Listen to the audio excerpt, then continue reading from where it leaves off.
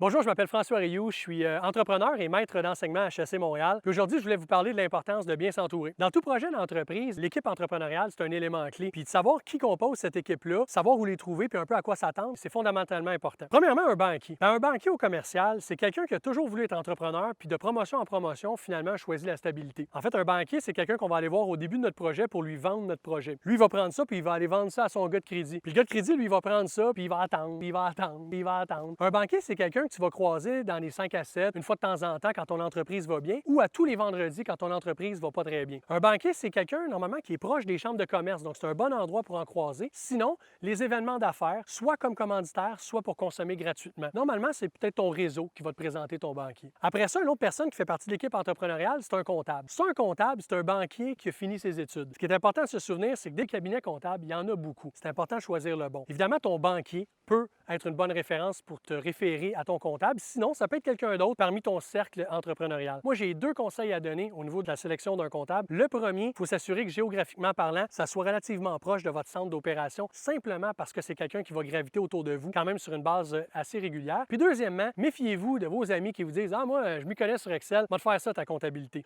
Troisième personne dans l'équipe entrepreneuriale, c'est un avocat. Ça, un avocat, c'est un comptable charismatique. En fait, un avocat, c'est quelqu'un qu'on a besoin. C'est un mal nécessaire. C'est quelqu'un qui est là pour les conventions entre actionnaires, la propriété intellectuelle, l'enregistrement de marques de commerce, les transactions, les négociations. Un avocat, c'est quelqu'un qui va t'envoyer des billets du Canadien de Montréal quand tu es un bon client ou des billets de Disney on Ice quand tu veux te passer un message. Cabinet d'avocat, méfiez-vous de ceux qui ont des planchers en marbre parce que normalement, les planchers en marbre, ça vient avec des factures de béton. Finalement, 3 autres acteurs importants dans l'équipe entrepreneuriale, on va commencer par un mentor. Ça, un mentor, c'est quelqu'un qui a réussi son projet d'entreprise puis qui maintenant veut s'impliquer au niveau de la relève d'affaires. C'est quelqu'un qui offre son écoute sans prendre de risques et de responsabilités. C'est comme être grand-parent. Ensuite de ça, un mentor, c'est quelqu'un évidemment qu'on peut trouver dans les réseaux universitaires, des réseaux de mentorat. Ça peut être également quelqu'un dans le cercle entrepreneurial également. Parfois, il y a des co-actionnaires. Un co-actionnaire, c'est du trouble. Un co-actionnaire, en fait, c'est quelqu'un qui partage ta vie professionnelle puis qui va empiéter sur ta vie personnelle. C'est quelqu'un qui va challenger la vision de l'entreprise ainsi que les stratégies pour arriver à cette vision-là. Finalement, c'est quelqu'un avec qui tu vas t'ostiner continuellement. C'est plus facile de se séparer de sa conjointe